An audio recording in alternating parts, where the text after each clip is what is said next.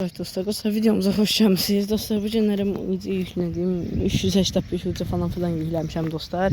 Yəni bu günlərim reypimizi açırıq, reypimizi açaq görək nə varıq.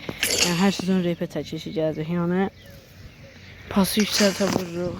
Buradan birdən əvvəl keçirik. Yaxşı bir şəkildə. Bir dəqiqə internet zəifdir dostlar.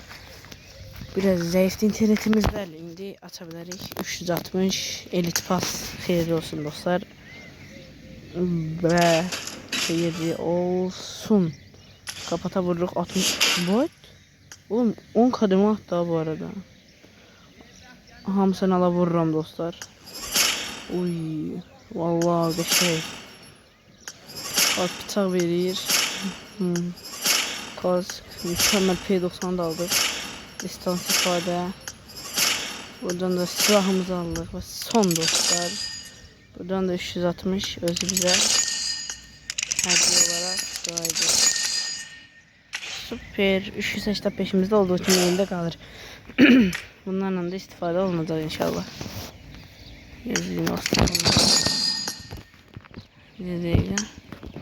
Bir şey vermeli dostlar. Böylese yaşıyorlar, çok güzel olar. Dostlar gördüğünüz gibi bu şəkildə. Ben buradan atlayacağım. Zirix yok, ama ben hala görürüm. Zirix neydi? Zirix neydi? Yükselebilirler ve burada. İstesem bir dakika basabilirim ama M4'e basacağım.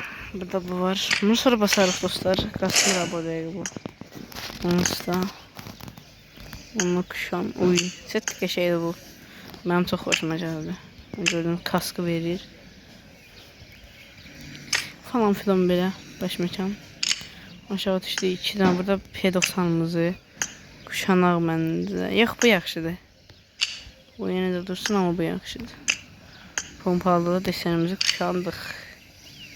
Çok süper. Burada bıçağımız var tabii ki. Olmazsa olmaz.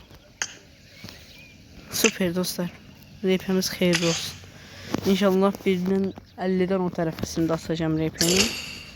Oradan verəndə sizlərlə birlikte inşallah videosunu atarıq sizlərlə birlikte. Şöyle buradan belə 100'ə kimi gətirib set alanda sizlə bir video paylaşacağım bir şey. Həm də yəni dəstək olanda, yəni video qəşə like gəlsin. Səhərdən də canlı yayınlarımız başlayır dostlar. Səhərdən də canlı yayınlarımızda iştirak etmək istəyən dostlarımız gələ bilər.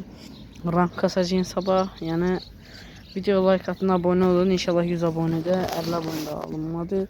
İnşallah 100 abonede bir izləyicimizə RP çəkilişində bir də RP verəcəyim. Sağ olun dostlar, özünüzə yaxşı baxın. Sağ olun, öpürəm.